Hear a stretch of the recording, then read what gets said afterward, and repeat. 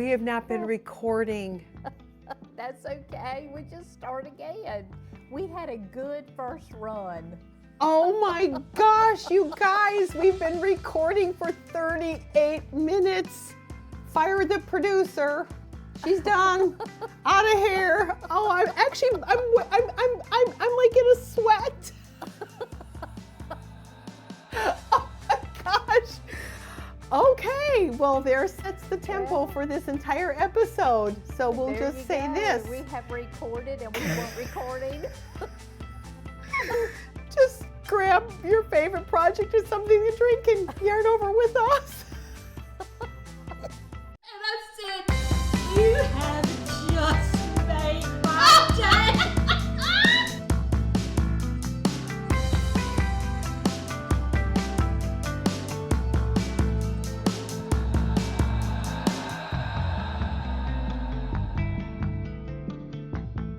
Oh my gosh. I am so sorry. I almost want to cry. Oh, it's okay. Oh, Lord, have like that mercy. happened. It's okay. I cannot believe it. Well, Oh, I'm getting the probably cut out vapors. we'll probably cut out a lot of junk this time because we'll filter through the junk drawer. No, it was a great episode. Oh, Lord, have shoot. mercy. Well, Okay, this one's gonna be better. Okay. Well, hello, friends out there in video land. We are so glad that you're here with us today. And like you just heard, we recorded 38 minutes and we weren't recording. And so this is take two. I am Susie two. Lanier. I live in Huntsville, Alabama, and we're here today to man. talk about the Ranunculus. And we've got a great episode planned. We've already done a practice episode, and so you're in for a treat. Man, wow. And my name is Linda Belcher, and I live in the Charlotte area. And yeah, that was interesting. I'm really glad I looked to see. And I, yeah, anyway, but we're so glad that you're here. This is episode 42. And as you saw at the very beginning, we survived the snowpocalypse of 2026. And we'll talk more about that later. Too, I survived. Oh yeah, yes, we're going to add her picture in there too. But we're going to get to our life chat, junk drawer chat at the end because we have to talk about the Ranunculus sweater and where we're at. Oh man, and now I've got to regroup my entire brain because. That's okay. You can regroup while I talk.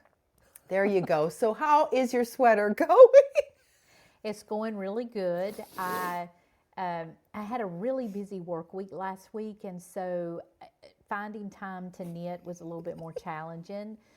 This week coming up, though, is a light week, so I'm going to get a lot of stuff done this week. But last week was a challenge, and I got my neckband done, and I got it done the first of the week, and I didn't get back to it until yesterday evening or yesterday afternoon after we got back from church. And so I was knitting away. I did my front rows, back rows, short rows, for after the neckband.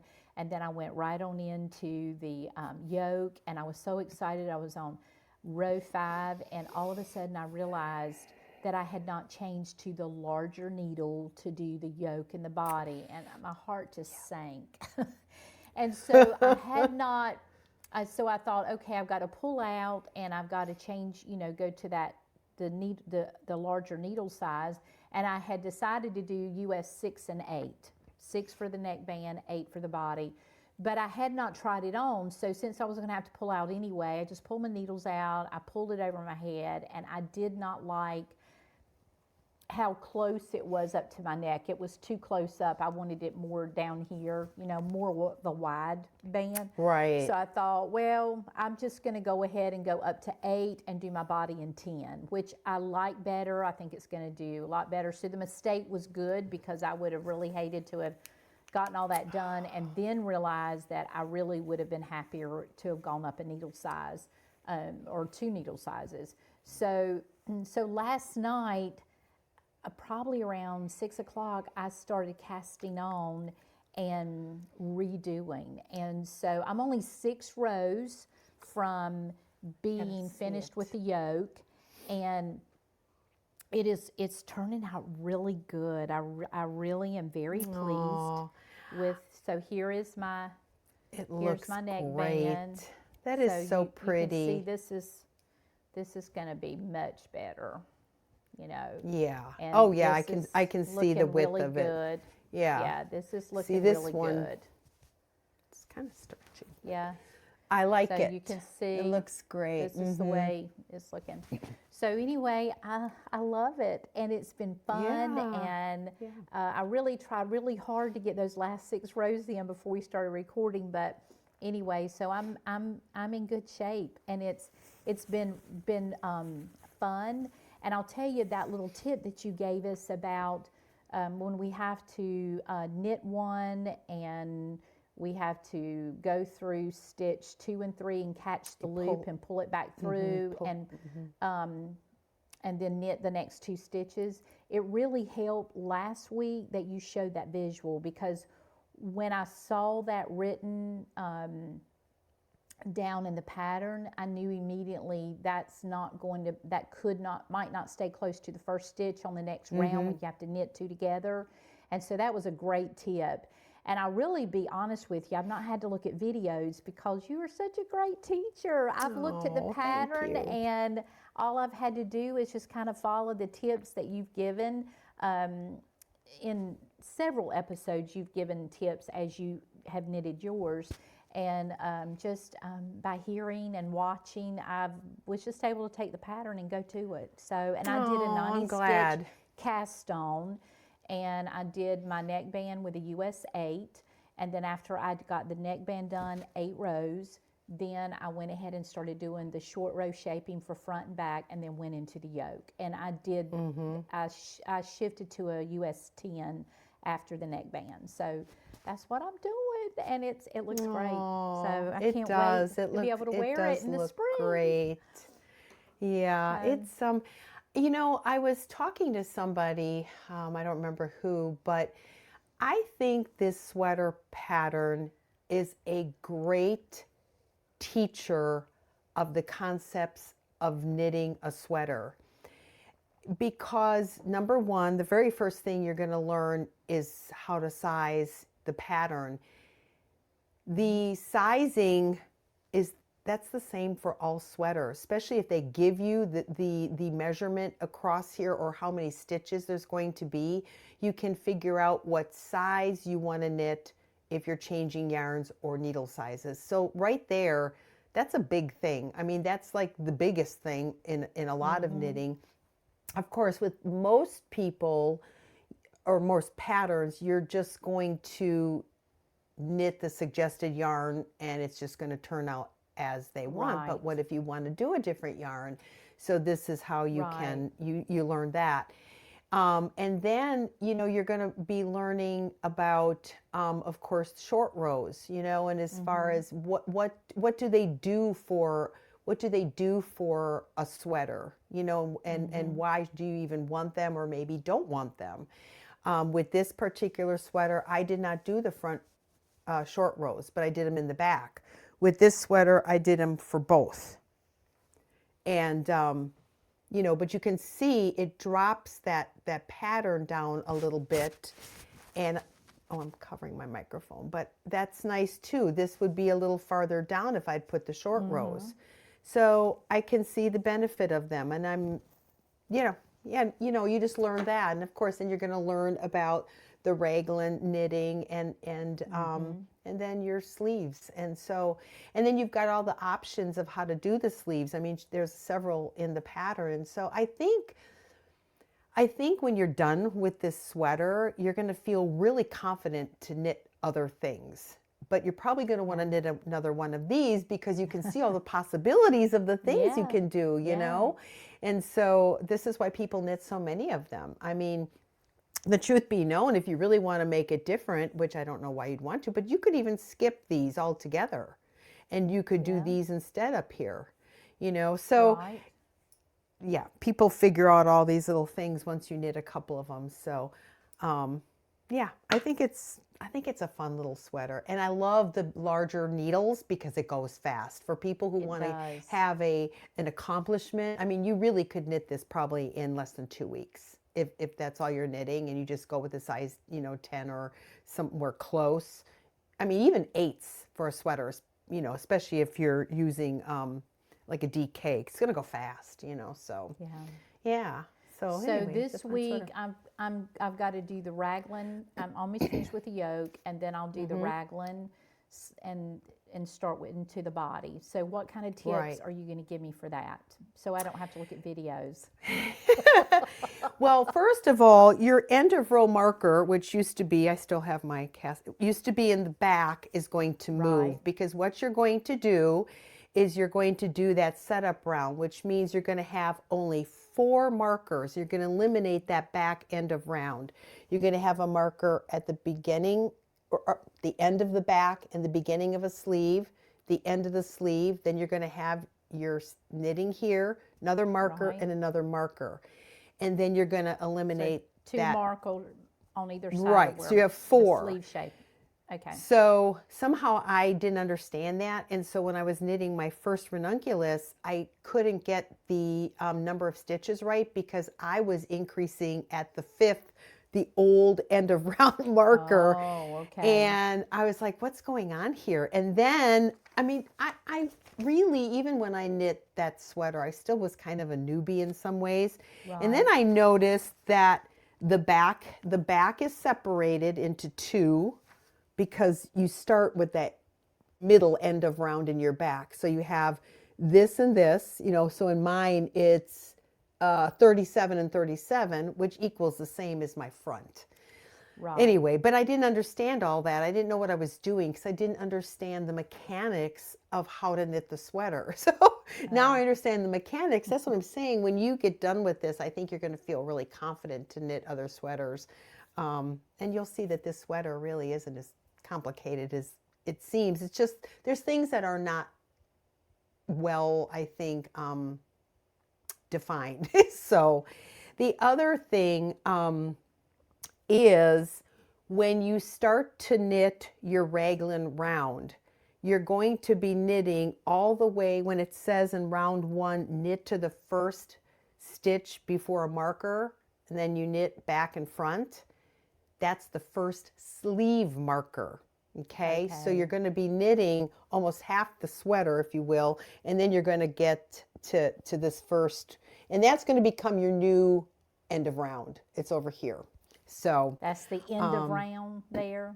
the new one, and then she tells you that. She'll say place a marker, that's your new end of round. So you're going to have, and you know what I do? I always make the end of round, I don't even have markers anymore. I make them red, like a stop sign. Yeah. I always Yeah, I do like red. that. I do that too. And if I don't have a red, I do 2. I put 2. So I'll have one, Yeah. 1, 1, and a little double. And it's like, I'm color coded, I Yeah. guess. So I try to do Yeah, red ones, which I have. I like that too. Yeah. In fact, there it is. My red. And I love these big markers. We put these in, our, last minute Christmas gifts.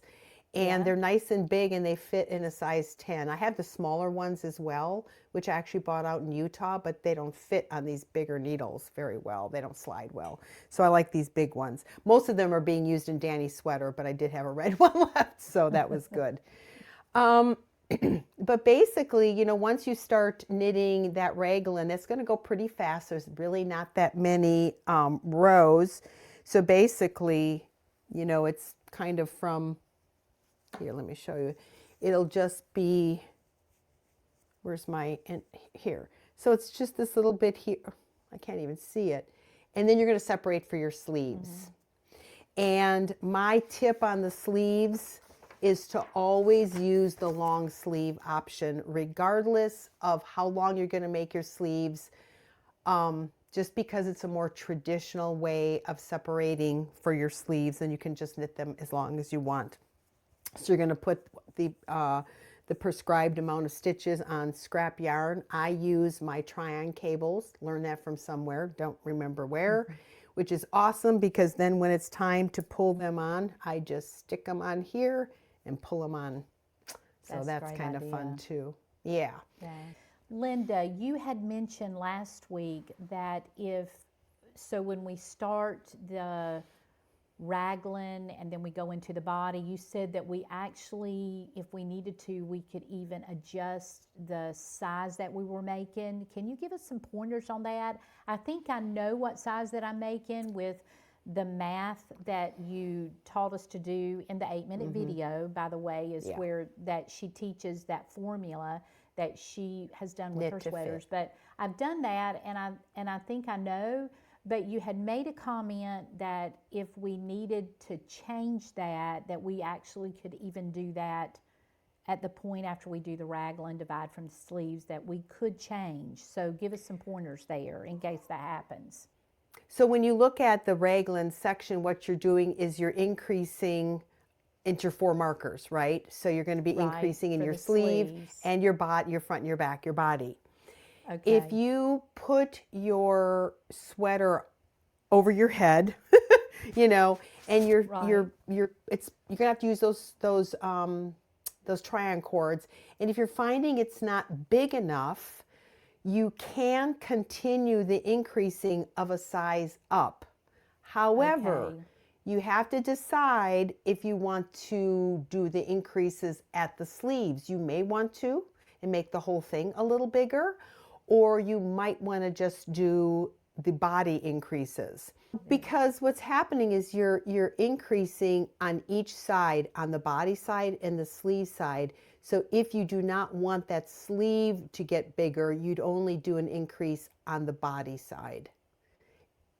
If you wanted to do another size, if you're going to go up a size. So do the amount of increases, but possibly only for this. But you may want to make it all bigger, the sleeves and the body, because if the body's not big enough, the sleeves may not be either, because they're pretty much in proportion with each other. Right. So, but if you do the math, I can't imagine it's going to be off by a lot at all. And do remember, your project will stretch.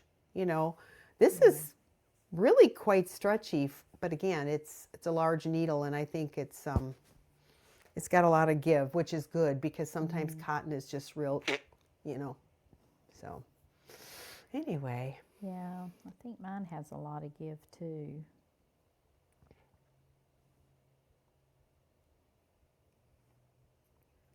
Yeah, I mean, look. Oh, and when we block it, yeah. Now, the other thing is, they said for cotton, it will stretch, but it doesn't bounce back. And see, that's the thing about that's true. That I don't like. But again, as we discussed before, I have this ribbon yarn, and I think it's going to be good. So anyway, when is the best time to try it on?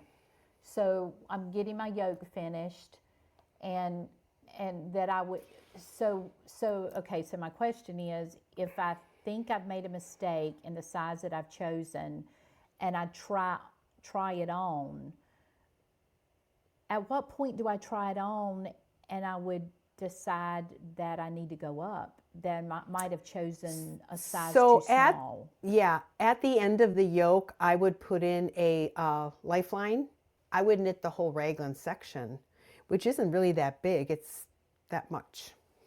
So knit the whole Raglan section and then try it on and see if you're liking the fit. Okay. Yeah, and it's really not that many rounds at all. So I would just go ahead and knit the entire Raglan, because that's all the increases, and that's the widest it's going to get, and then you go down and just measure it. So but I think you're going to find that if you did the knit to fit video and you did your math, it's gonna fit the way you want it. Okay.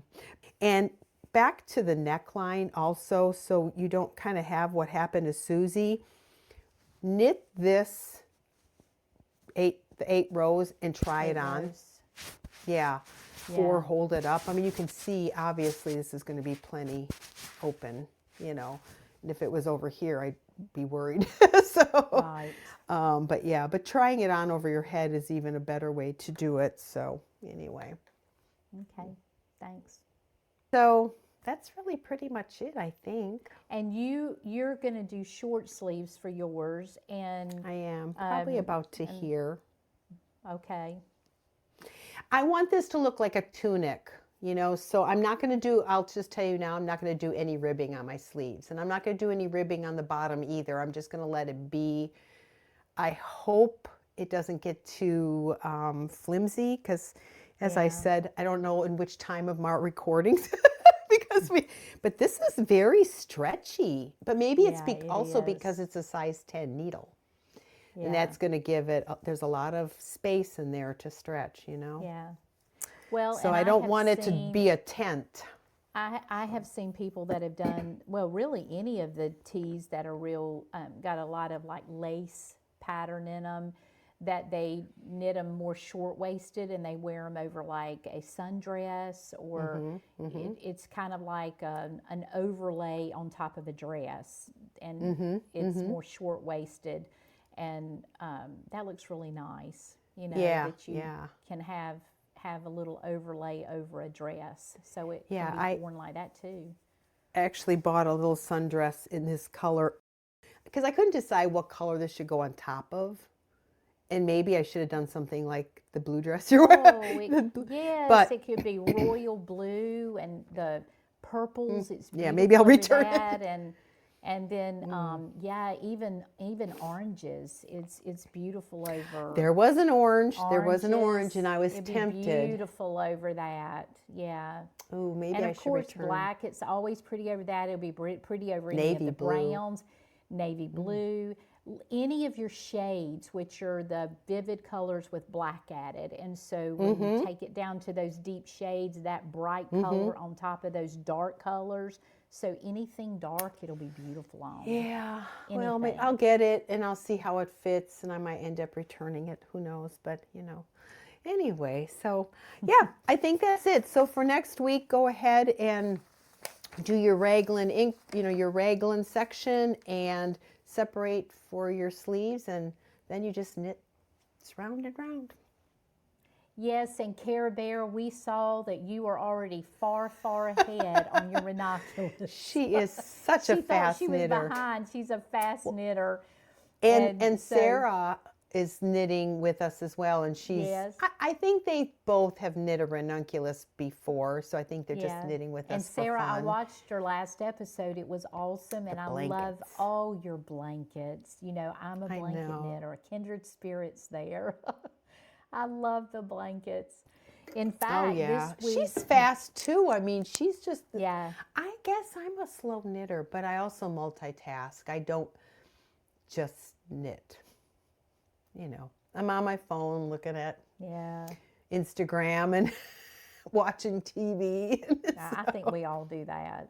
I think we all Yeah. do that for sure. Yeah, but it is going faster, of course, now that I don't even have to look at a pattern. I'm just flying. So, yeah. And so in my sweater here, I got to about 1 inch here with the first skein. So I'd really like to do a different edge on my sleeves and my waistline, but it will depend on how much yarn I have. So Right. we will see. And they did say in researching that, with this type of yarn, we should make it a little shorter than we normally would because it will grow. And I just hope the whole body doesn't get real baggy like my beach cover-up did. That was a straight cotton, and that was that inexpensive cotton from Hobby Lobby. But I would wear it, and it literally turned into like a giant tent on me, like within an hour. I threw it away. I literally threw it away. I couldn't stand it. I guess I could have saved it was a beautiful turquoise, but it was it was just that cotton. And this is different. So, and it is a different type of yarn. Mine is that chain, what is it, a chain? No, it's a ribbon. It's a ribbon yarn. And when they spin it like this, it's not supposed to grow so much. Okay. So, The Lindy chain from Knit Picks is the same, and I have a top that I had, a tee that I knit, and it does not stretch all over the place. So I'm hopeful that this will be the way I knit it and just kind of stay there. So, yeah. So what else you been doing? Any other knitting? Yes, I have done a little bit, not much. I have made another cone for the garland. Oh, very nice. So I got one of those done. And of course, if you're new, this is the Good Tidings Advent put out by Barrett and Wool Company, and it's a Christmas garland that I started back actually in November, but it's going to take me all of 2026, and my goal is to have it ready for December of this year. So I did one of those because there's 24 of them that I've got to do. And then the other thing that I did is I really needed mindless knitting this past week because of my work schedule. And so what I did is I started working back on my northeasterly blanket. And I have almost finished. So look at that. So this is the color that I've been adding this week, and this will go all the way up. So this is going to be a long stripe on the blanket. So I've got this much more to go. This is a really long blanket. It'll be very long. When I lay it on me, it comes up to my shoulders and it goes down past my feet when I'm sitting. I love that because us tall people never have blankets long enough to cover us. So this is going to be another one of those blankets that I'm just going to be working on. And then my son, he turns 41 years old tomorrow. I cannot believe I've got a child that is going to be 41 years old. And we were talking to him last night, and I was telling him, I said, I'm telling you, the years go by. You think the years have gone by fast in your first 41 years. You just wait until you get to where I'm at and think about how fast it's gone. In fact, Sunday morning I was sitting in my chair and drinking my coffee, and you know how you just pick up your phone and you start, well, I was on YouTube, and it will suggest things, you know, for you to look at. And it suggested this YouTube that this 93-year-old woman was saying what the title of the YouTube was, What I Wish I Knew at 60. What I wish I knew. And I thought, oh, I'm in my 60s. I'm 62. And so I thought, wonder what this 93-year-old woman's going to tell us. It was 22 minutes long, and Lindy, it was so good. We need to put the link in the description so that people can go watch it. But I'm going to give you a quick little blip because it really did something to me. It made me think, oh my gracious, you know, thank you. I'm in my 60s. I'm so glad I heard you say all this. But she's 93 years old, and this is what she said. She said, when the video came on, she said, there's 10 things that I wish I had have known when I was in my 60s, and I'm going to tell you those 10 things, and I wish I had known. So lesson number 1, she said, this is what she said. She said, your body is about to change in ways you cannot reverse, and you need to build strength now while you still can. Yes. She said, when I was 62 years old, I could walk 3 miles without thinking about it. I could carry groceries up the stairs without thinking about it. I could get down on the floor and play with my grandchildren and get back up with even thinking I need help or how am I going to get back up. And she said, it is crazy how fast that changed for me. And she said, things that you lose in your 60s in mobility are most of the time things that you never get back.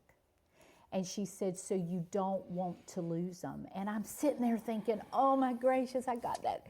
I've been donating to the Y for a couple of years. I need to go use my membership at the Y. Danny actually asked me, he said, are they still doing the Y? I said, I think so. I still donate. I contribute every month. Okay. And I'm sitting there thinking, oh my gracious, I've got to change that. And then number 2, this is what she said, your friends are going to start dying and you need more than you think you do. And she went on to talk about how that there was 4 good friends and they called themselves the Tuesday group or the Tuesday girls because they always had lunch together on Tuesday.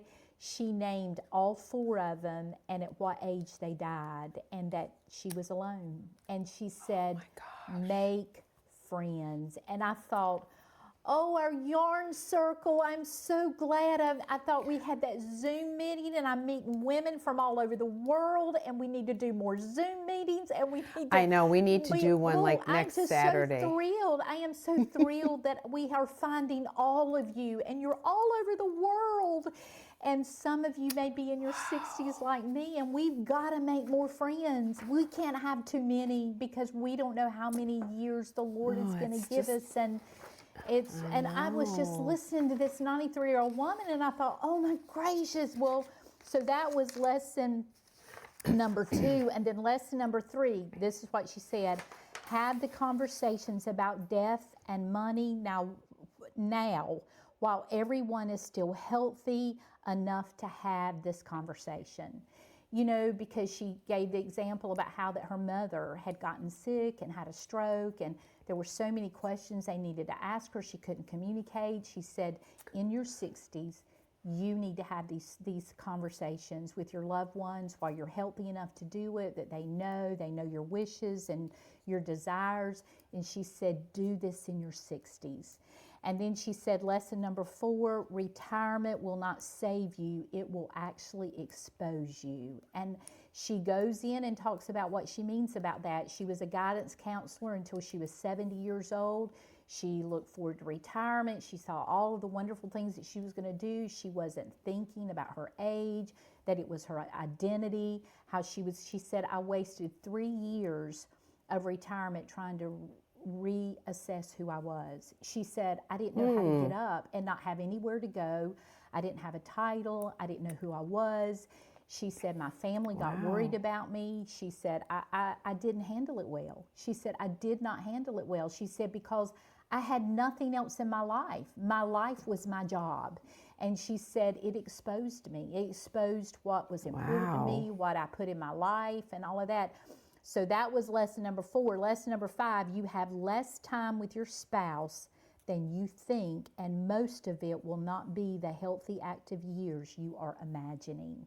And she shared how that her husband, a few years after that, you know, she went into retirement, that he passed away. He was a plumber and he fell dead in a plumbing store. And she said, and I wasn't ready for that. And she said, so you're the time you have with your spouse. I'm getting a little depressed here. Well, I know, but I'm telling you, I was listening to this stuff and she said, well, so let me go on. So lesson number 6, she said, forgive everyone now because later you will not have the chance. And she talked about how that she and her brother got in a really bad fight over her mother. And she said, I was right. And she said, that's what I believed, and I wouldn't budge. And she said, we did not speak. It was either for 7 or 8 years. They did not communicate.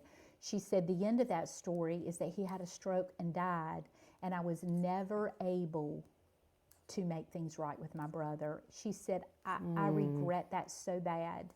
And she said, I should have never let that go on like I did. And so that was lesson number 6, forgive. Forgive, because you don't know if you'll have a chance to make it right. Just go ahead and do it. And then lesson number 7, your adult children do not need your advice. They need your presence. And I thought, oh, that is good advice, because, you know, when I became a mother, there were so many learning curves and so much that I had to learn about being a mother. And that was, you know, that I don't think that I was a natural mother. I was very busy in my teenage years. I didn't have time for children. And so when I had children of my own, there was a lot of learning curve that I had to learn. But then I got to a point that I thought, I have this. I read all the books. I followed all the rules. I know how to do this. And then they grew up, they got married, they began families of their own. And I thought, I don't even know how to do this anymore.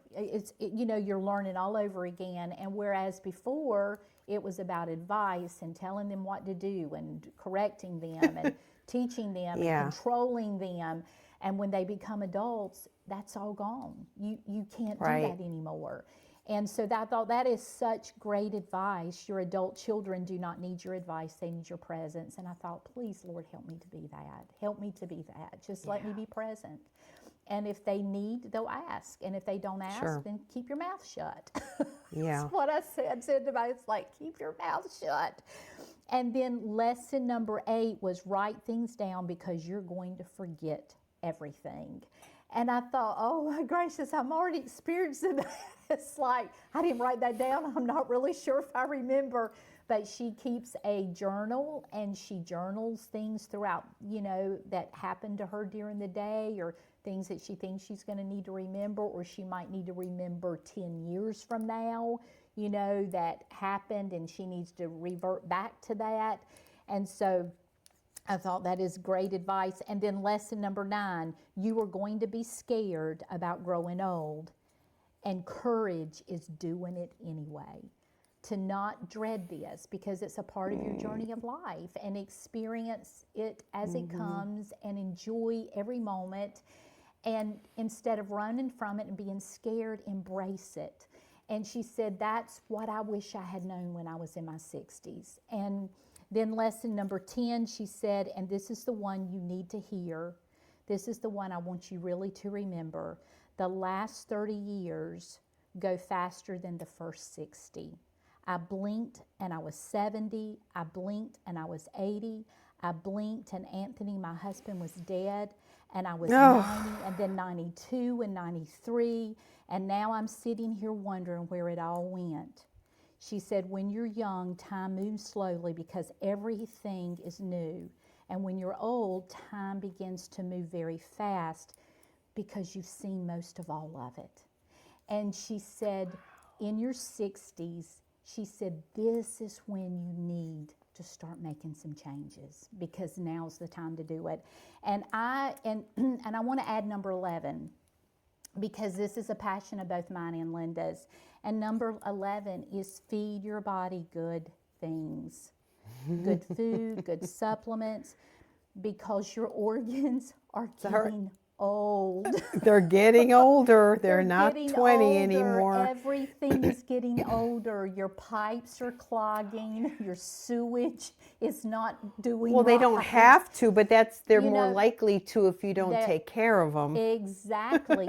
And so you got to take care of it. And for me, it's finding good supplements. And, I'm going to preach to the choir, because I have to tell myself this all the time, but you need a good multivitamin, you need a good fiber, you need a good probiotic. Good fiber. And you need, this At is the where least. you start. This is where you start. At the least, that's right. And so, take care of yourself. If you're in your 60s or 70s or 80s or 90s, and the Lord is blessing you with good life, just keep taking care of yourself because quality of life is very important. And Betty, when I listened to her, I needed to hear that. And so we'll link that video in the description below. It's 22 minutes. You need to listen to this 93-year-old lady. She lives with her daughter now, and she had a stroke. She has recovered pretty good from that, but she said you never think you're going to wake up in the hospital and one side of your body doesn't move.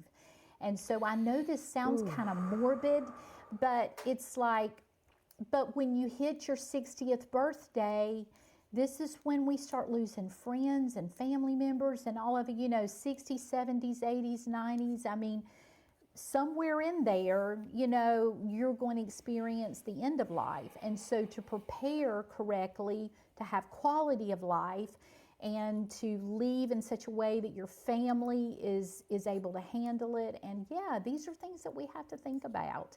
And I think that a lot of our yarn circle is around our age, you know, some below, some older, whatever, Yeah. but we're all there, you know, so we Yeah. can't be scared about this, but we have to embrace it. And I've always said, Lord, please help me to age gracefully. I think that's what I want to do. I just want to age gracefully. At the end of the day, you just have to, what you just said, you have to learn to age gracefully and age well, because we don't have to be sick to die. We're going to all die, No. but we don't have to be sick to die. We don't. And so, but it's kind of like, you know, with a new car, you just run it, you just put gas in it and you go. But then as it gets older, it's like you need a little lubricant in the oil. You need to add a little something extra for your transmission, and you Yes, want to you keep it do. going. And but that's because it's the vehicle is aging, and we are aging as well. we But are I told aging. my husband, I said, I'm just going to go with it. He's like, well, what do you mean? And I said, you know, we're getting older and I don't like it. I mean, when I don't wear makeup, I look 100, maybe 150. I mean, it's like, I look so old. We all can because say that. We all well, can I say know that, Thank but- the Lord for my husband used And to say an old barn looks really good with new paint. So we're old barns. We're old barns. And I'm not against things, don't Put a get me little bit of wrong, paint. but it's like, you know, I could spend a lot of time fighting it. If I'm gonna spend any money, it's gonna be on my feet, on my toes. But but you know, it's like I said, I'm just gonna go with it. He said, you don't really have much of a choice. I said, well, I know, but I'm just deciding that I'm gonna go with it. I'm making peace with it. Decided I'm gonna walk across the aging bridge. My grandmama used to tell my mama, my mama's mama used to tell her, she used to say, Margaret, listen, she said, crossing the bridge from young to old is hard, but if you can make it across there, you'll go ahead and live a while.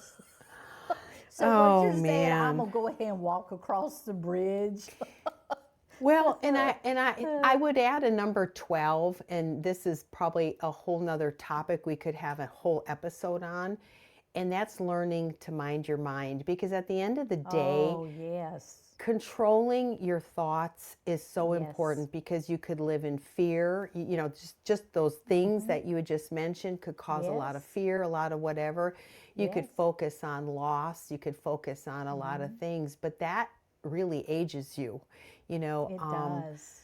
It does. people who don't deal well with grief usually get sick and die. You know, I've witnessed it. I'm on some grief groups, and I cannot tell you how many mothers who lost children are getting cancer and dying.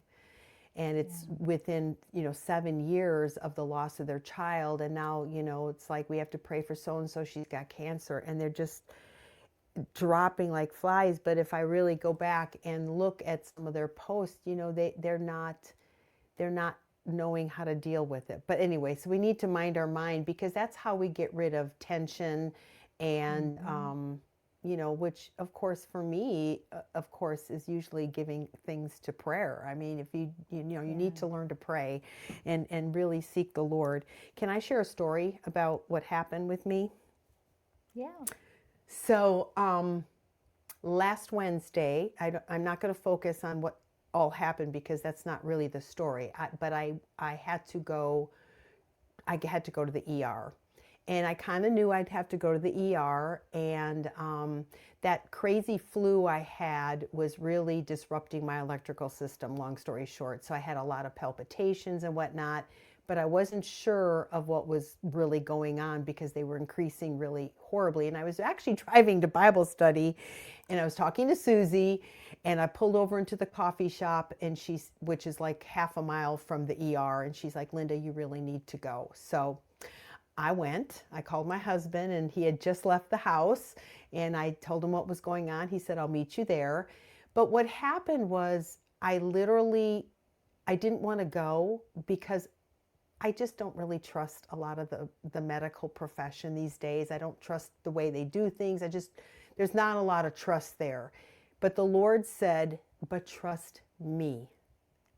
And I went, ooh, okay. So it's like, okay. And so I thought, I'm just going to go. But you guys, I hope I don't cry because it was such an amazing experience. First of all, my doctor's name was Dr. Smiley. I mean, how great is You that? can't get better than that. But of course, I didn't see him right away. I saw all these other people, and person after person I saw, they were just so wonderful. And I could tell they were different. They were different. I just could tell. And then, and I think it was Dr. Smiley, his first time that he came in, because I was there for like 4 hours, because they have to do tests, and they have to do tests 2 hours later to make sure everything's fine. And he said, well, he actually looked at me and he said, do you guys have a church? And I thought, wow. And so we had a great conversation. We found out, you know, he's a very strong believer. He's into ministry. I mean, all kinds of cool things. Then he tells me that my nurse, the nurse that's been attending me, she goes to a certain local church. Well, I knew her when she was very little, but I hadn't seen her since she was like 9, and she's probably in her 30s now. I said, oh my gosh. So, you know what, Haley is her name. I said, Haley's here. And so she comes in and I start talking to her. And what I found out at the end of it all, when it was time for me to go, and he gave me all kinds of good news. He said, you know, your plumbing's great, your structure's great. You got a little tweak in the electrical system and cut the caffeine. I need recommendations for good decaffeinated coffee, you guys. You know, keep taking your magnesium, keep doing all that, but you need to get rid of the caffeine, and that has helped, obviously. So I'm just like, oh man, but between the flu and the caffeine, it was kind of another, you know, a perfect storm of erratic heart beating. But anyway, as he's ready to discharge me, he says, do you mind if I pray with you? Wow. And it's just like the Lord sometimes likes to show off a little because every single person that touched me was a believer, and it was so peaceful and calm there.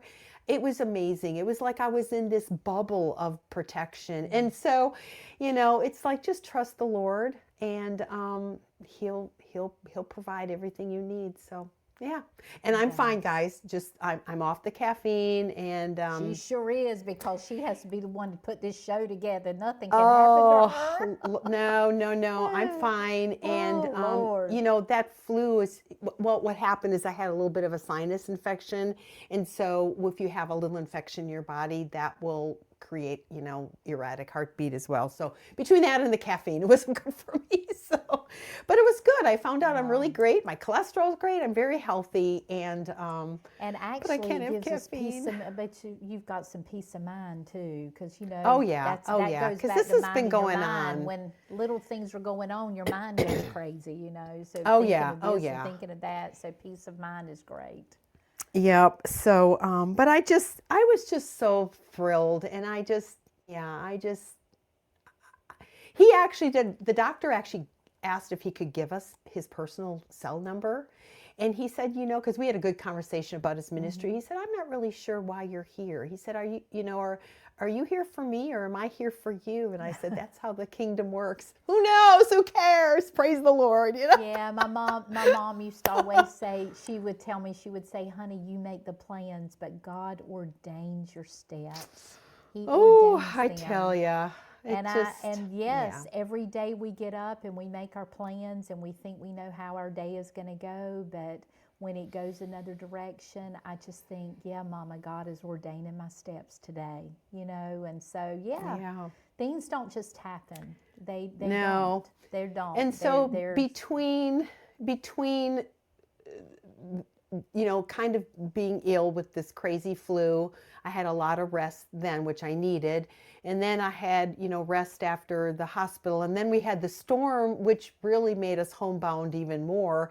I've had a very restful week, actually, and it's been good. You know, I feel good finally, and our snowstorm was beautiful. We had about 18 hours of snow, a good foot, and Which is it's so unusual for Yeah. North Oh, Carolina, and oh yeah. people were getting that all over North Carolina. Oh My yeah, son even the Lucas beach. called me this morning. He lives in Wilmington, North Carolina, and he said, "Mommy, it's the most beautiful snow I think I have ever seen in my life." He said it was just, it's like dust.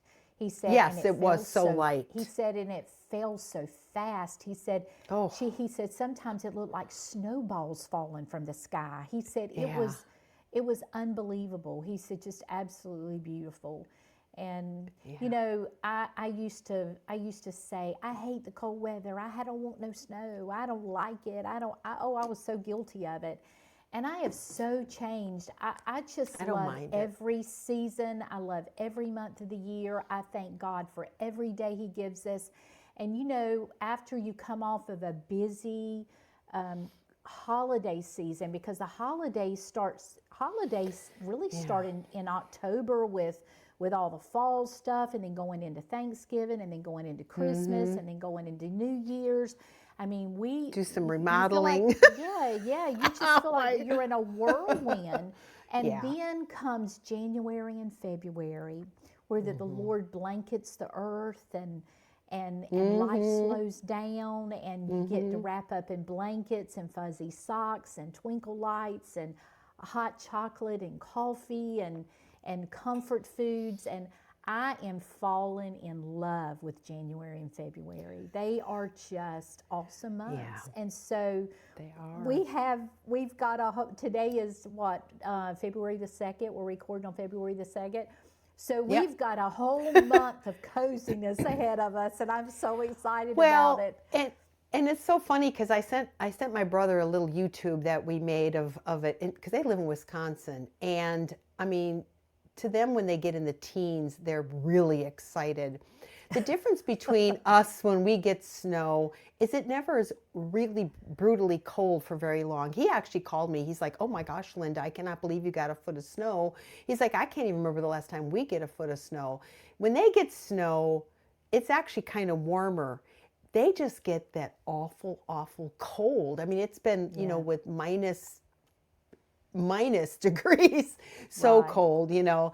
And so we don't get that. And so when we get snow, it really is just, it's magical, because it's like today. And now it is so like bright in my house because all the sun is reflecting off of the snow.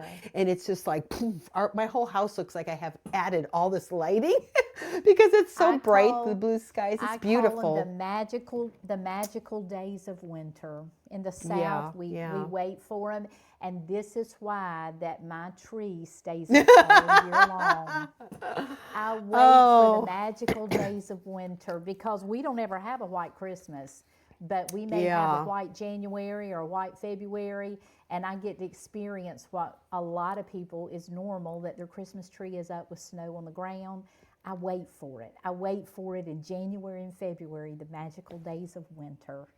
So those of you that still had your tree up, you got to experience a white Christmas. That's for sure.